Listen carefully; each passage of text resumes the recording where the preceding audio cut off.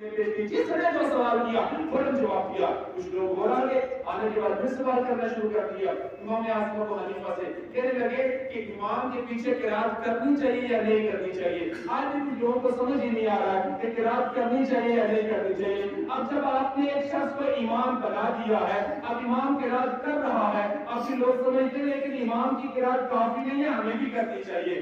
امام پڑھ رہے ہمیں بھی پڑھنا چاہیے. امام اعظم کے پاس مسئلہ پیش آیا کہ امام کے پیچھے قرات کرنی چاہیے یا نہیں کرنی چاہیے. امام اعظم ابو حنیفہ رحمۃ اللہ تعالی نے کہا آج کے مناظرہ کر لیتے ہیں, آؤ مناظرہ کر لیتے ہیں. کہا ٹھیک ہے, لوگ تیار ہو گئے مناظرہ کرنے کے لیے. اب سب لوگ آگے بیٹھ کے امام اعظم نے ارشاد فرمایا کہ آپ سب لوگ مقابلہ کو مناظرہ کرو گے یا ایک آدمی مناظرہ کرے گا. کہ سب تو بات نہیں کر سکتے, بات تو ایک ہی نے کرنی ہوتی ہے, باقی نے سننی ہوتی ہے. کہا ٹھیک ہے, ایک آدمی کو آگے کر دو. ایک آدمی کو آگے کر دیا. کہا بتاؤ کہ یہ جو بات کر رہا ہے اس کی بات اب سب کی بات ہے. کہا بالکل اس کی بات ہم سب کی بات ہے. کہا اس کی ہار جیت اب سب کی ہار جیت ہے. کہا اس کی ہار جیت اب ہم سب کی ہار جیت ہے. کہا کہ اگر یہ ہار گیا تو سمجھتا تم سب ہار گئے. کہا بالکل ٹھیک ہے. اگر یہ جیت گیا تو تم سمجھنا ہم سب جیت گئے. کہا بالکل ٹھیک ہے. امام اعظم نے کہا مسئلہ ہی حل ہو گیا ہے.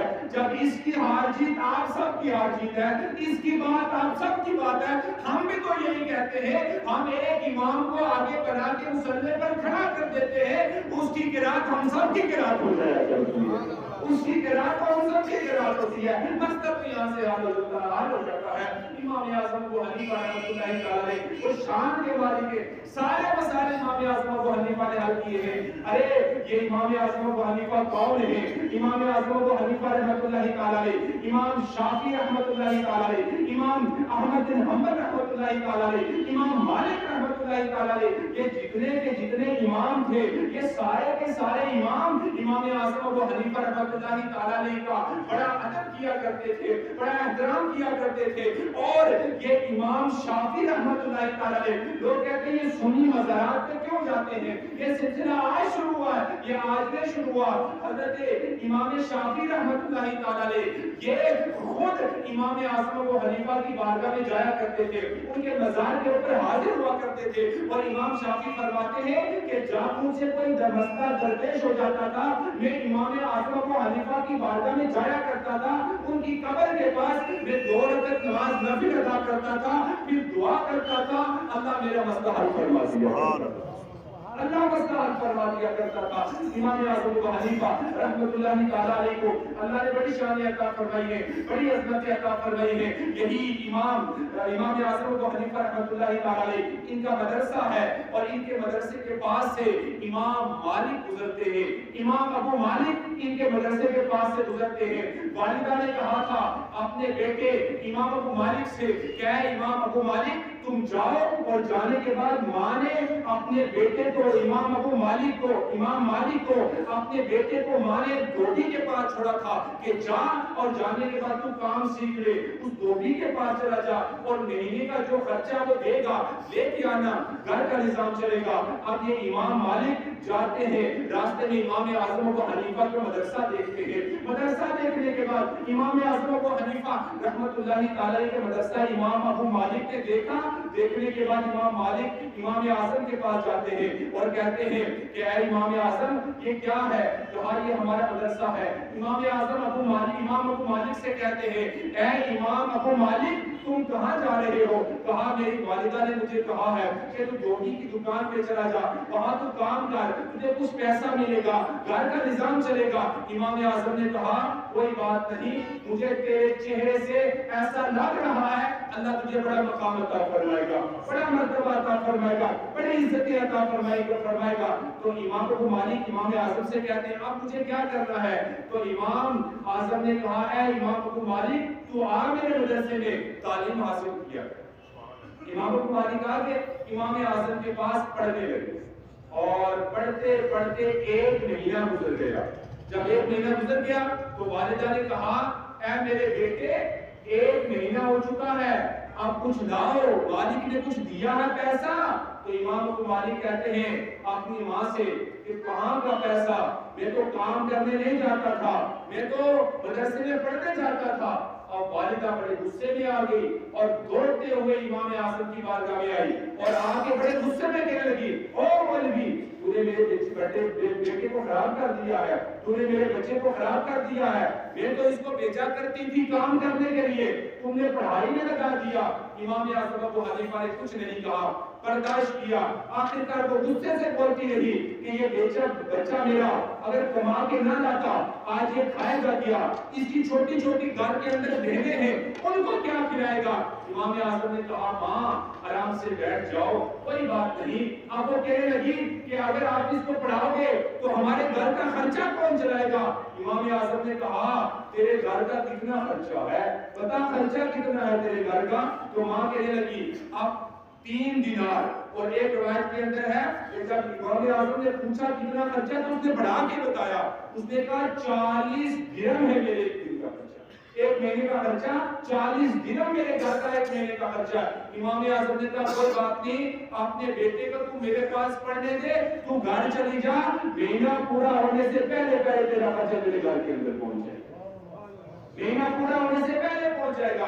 امام اعظم ابو حنیفہ رحمۃ اللہ تعالیٰ نے امام ابو مالک کو اپنے گھر پر رکھ لیا مدرسے کے اندر، اور وہ چلے گئے، ماں چلی گئی، مہینہ پورا ہونے سے پہلے سارا پیسہ 40 دینار یا 40 درہم گھر پہنچ جایا کرتے تھے۔ اب سننا غور سے کہ امام اعظم جو امام مالک کے گھر خرچہ بیچتے رہے وہ کتنی دیر بیچتے رہے؟ وہ کوئی 1-2 سال نہیں، 1-2 مہینے نہیں، بلکہ مکمل 20 سال تک امام اعظم امام مالک کے گھر خرچہ بیچتے رہے، 20 سال تک خرچہ بیچتے رہے، اور 20 سال کے بعد پھر امام مالک مدرسے سے پڑھ کے کیا بنے، اللہ اکبر کبیرہ۔ جب والدہ آئی امام اعظم کی بارگاہ میں، کہا میرا بیٹا پڑھ کے بنے گا کیا، پڑھ کے میرا بیٹا کیا بنے گا؟ تو امام اعظم نے فرمایا تھا کہ اے ماں سن، یہ تیرا بیٹا پڑھ کر کے بادشاہ کے ساتھ بیٹھ کر کے کھانا کھائے گا، جب یہ پڑھے گا بادشاہ کے ساتھ بیٹھ کے کھانا کھائے گا۔ وہ وقت آئے گا، پھر ایک وقت وہ آیا، امام اعظم نے جب تعلیم مکمل کی تو ہارون رشید بادشاہ تھا، اس بادشاہ نے امام مالک کو چیف جسٹس بنا دیا تھا، چیف جسٹس قاضی القضاء بنایا، اور پھر اس کے بعد ایک جگہ اسی محل کے اندر اور اسی تخت کے اوپر ایک جگہ کون بیٹھا تھا؟ ہارون رشید بادشاہ بیٹھا تھا، اور ایک طرف یہی امام مالک بیٹھے ہوئے تھے جنہوں نے تعلیم حاصل کی، وہی بیٹھ کر کے کھانا کھا رہے ہیں، اور امام اعظم کا انتقال ہو جاتا ہے، ماں آتی ہے، جو ہی ماں آئی دیکھا ایک طرف میرا بیٹا امام مالک بیٹھ کر کے کھانا کھا رہا ہے، اور دوسری طرف جو ہے یہاں کا بادشاہ ہارون رشید بیٹھا ہے۔ ماں کی آنکھوں سے آنسو آ جاتے ہیں، ماں کہتی ہے اے میرے بیٹے مالک، یہ تیرا کمال نہیں ہے، یہ تیرا کمال نہیں ہے کہ تو اتنے مرتبے کو پہنچا ہے، یہ سارا کمال تو امام اعظم ابو حنیفہ رحمۃ اللہ تعالیٰ۔ میرے پیارے اسلامی بھائیو، یہ وہ مدرسے ہیں کہ جن مدرسوں میں امام اعظم ابو حنیفہ رحمۃ اللہ تعالیٰ حاصل ہوئے ہیں، اور حاصل ہونے کے بعد علم حاصل کیا ہے۔ آج بھی دنیا کے اندر 2 طرح کی تعلیمیں ہیں، ایک دنیاوی تعلیم ہے اور ایک دینی تعلیم ہے۔ دنیاوی تعلیم کے لیے ہم کتنا کوشش کرتے ہیں، اصلاح کے لیے 2 باتیں، دینی تعلیم کے لیے کتنی کوشش ہوتی ہے۔ دنیاوی تعلیم کے لیے کیا ہوتی ہے کوشش؟ کہ بچے کو بڑی اکیڈمی کے اندر داخل کیا جائے، اور ساتھ میں بھی بچے کو ٹیوشن بھی لگائی جاتی ہے، بڑا اسکول بھی ہونا چاہیے، ٹیچر بھی اچھا ہونا چاہیے، پھر ٹیوشن بھی لگائی جاتی ہے۔ تو ٹیوشن لگا کے مطلب یہ ہوتا ہے کہ جس اسکول کو تم نے بڑا سے بڑا بولا ہے اس کے اندر کوئی پڑھائی نہیں، اگر اس کے اندر پڑھائی ہوتی تو ٹیوشن کی ضرورت کیا ہوتی؟ پھر ٹیوشن بھی لگائی جاتی ہے۔ اور دوسری طرف بنیادی تعلیم کے ساتھ ساتھ دینی تعلیم ہے۔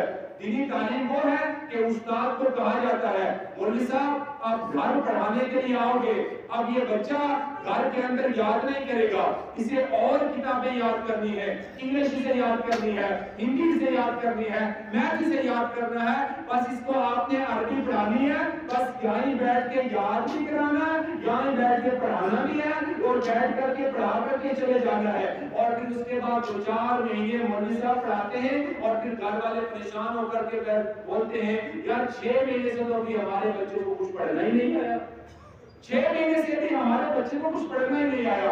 ایک دنیاوی تعلیم ہے, ایک دینی تعلیم ہے. ان دونوں تعلیموں کو حاصل کر کے سمجھنا کہ ہمیں حاصل کیا ہوتا ہے. اگر دنیاوی تعلیم حاصل کریں گے اس کا فائدہ دنیا کے اندر ہوگا, اور اگر ہم دینی تعلیم حاصل کریں گے اس کا فائدہ دنیا کے اندر بھی ہوگا, آخرت کے اندر بھی ہوگا. اور سنو, دنیا کے اندر کیا فائدہ ہوگا, آخرت کے اندر کیا فائدہ ہوگا.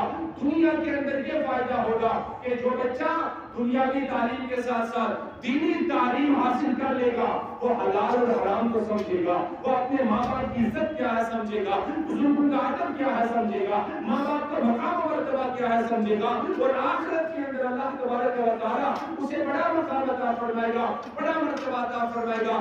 آج یہ بھی ہوتا ہے کہ مدارس اسلامیہ کو حقارت کی نظر سے دیکھا جاتا ہے, مدارس اسلامیہ کو بری نظروں کے ساتھ بھی دیکھا جاتا ہے. لوگ کہتے ہیں کہ مدارس اسلامیہ کے اندر ہوتا کیا ہے, مدارس اسلامیہ نے قوم کو کیا دیا ہے.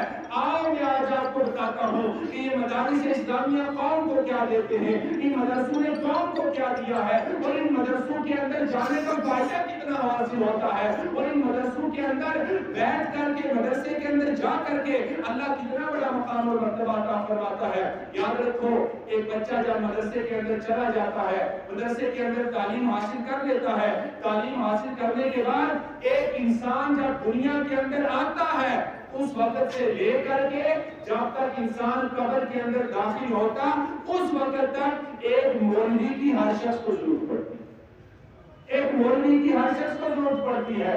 کیسے ضرورت پڑتی ہے کہ جب ایک انسان پیدا ہوتا ہے اس وقت اس کے گھر والا کوئی اذان نہیں دے سکتا, اس وقت بھی مولوی کو پکارا جاتا ہے, مولوی صاحب آپ آئیں گے تب اذان دی جائے گی. اس کے بعد تھوڑا اور بڑا ہو جاتا ہے, اس وقت کیا ہوتا ہے کہ جب جو ہے عقیقہ کرنا ہوتا ہے اس وقت بھی مولوی نے آ کے دعا کرنی ہوتی ہے, جب صدقہ کرنا ہوتا ہے اس وقت بھی آ کر کے مولوی صاحب نے دعا کرنی ہوتی ہے, اور جب نکاح پڑھایا جاتا ہے اس وقت بھی آ کر کے مولوی نے کلمے پڑھانے ہوتے ہیں. اور اس کے بعد جب انسان دنیا سے چلا جاتا ہے, رضا کی عالم میں ہوتا ہے, اس وقت بھی مولوی صاحب نے آ کے سورۃ یاسین پڑھنی ہوتی ہے. اور جب انسان قبر کے اندر چلا جاتا ہے اس وقت 40 دن آ کر کے مولوی صاحب نے ہی دعا کرنی ہوتی ہے, قرآن پڑھنا نہیں ہوتا ہے. تو جس مولوی کی ایک انسان کو شروع سے لے کر پیدائش سے لے کر اس دنیا سے جانے تک ضرورت ہوتی ہے,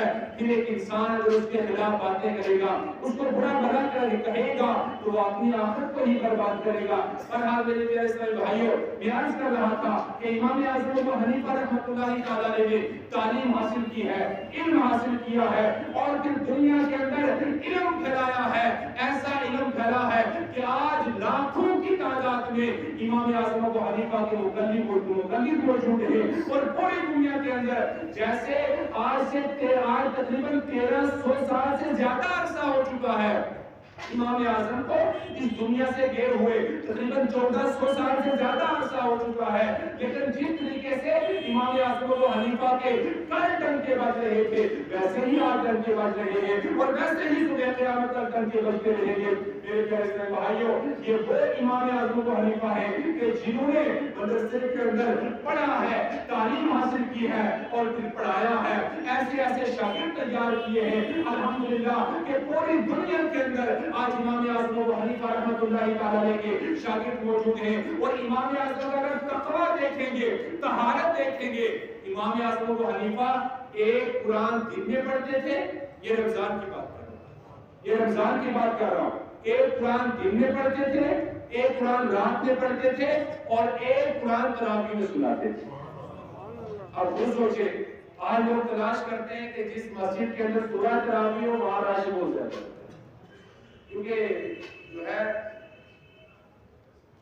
جس مسجد کے اندر سورہ تراویح ہو وہاں سب سے زیادہ رش ہوتا ہے, کیونکہ لوگ قرآن سن کر کھڑے ہو کر کے قرآن سننے کے لیے زیادہ ٹائم نہیں ہے.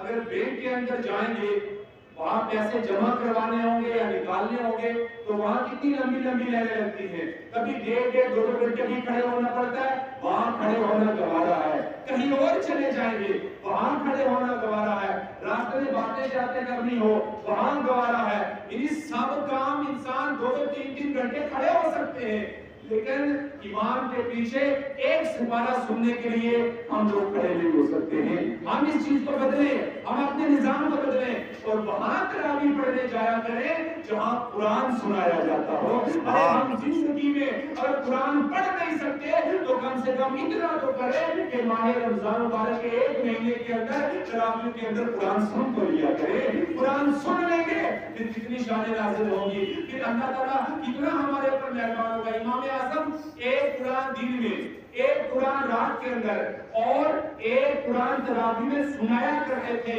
اور پھر امام اعظم ابو حنیفہ رحمۃ اللہ تعالی علیہ جہاں پر آپ کا وصال ہوا, جہاں پر آپ کا انتقال ہوا, وہاں پر آپ نے 7,000 مرتبہ قرآن کریم سبحان اللہ. اتنے بڑے امام ہونے کے باوجود, اتنا بڑا مقام پر مرتبہ ملنے کے باوجود آخرکار 55 حج کیے امام اعظم ابو حنیفہ نے.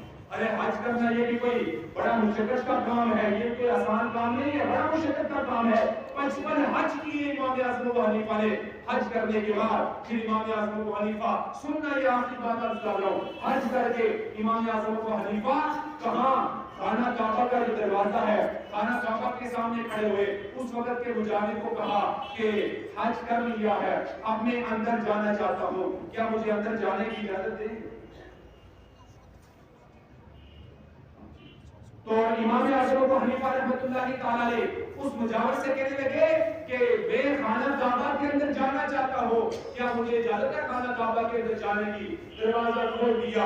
امام اعظم ابو حنیفہ خانہ کعبہ کے اندر داخل ہوئے اور داخل ہو کر کے وہاں پر رو رو کے اللہ کی بارگاہ میں دعا کرنے لگے, یا اللہ کیا تم مجھ سے راضی ہے یا نہیں ہے؟ اتنا بڑا مقام, اتنا بڑا امام پھر اللہ کی بارگاہ میں دعا کرتے, یا اللہ کیا تم مجھ سے راضی ہے یا نہیں؟ تو جب یہ دعا کی تو جو خانہ کعبہ تھا اس کی دیواروں سے آواز آتی ہے, اے امام اعظم ابو حنیفہ اللہ تم سے راضی ہو چکا ہے, سبحان اللہ, راضی ہو چکا ہے, مہربان ہو چکا ہے. وہ امام اعظم ابو حنیفہ جب انہوں نے قرآن کی آیت سنی, فمن یعمل مثقال ذرۃ خیرا یرہ ومن یعمل مثقال ذرۃ شرا یرہ. ایک اگر کسی نے ذرہ برابر, ارے ذرہ کسے کہتے ہیں, ایک ریت کا ذرہ, اس کے برابر اگر کسی نے نیکی کی ہوگی وہ بھی اس کے سامنے کی جائے گی. اس ریت کے ذرے کے برابر جس نے گناہ کیا ہوگا وہ بھی اس کے سامنے پیش کیا جائے گا. جب امام اعظم نے یہ آیت سنی, امام اعظم نے اپنی داڑھی پکڑی, رونے لگے.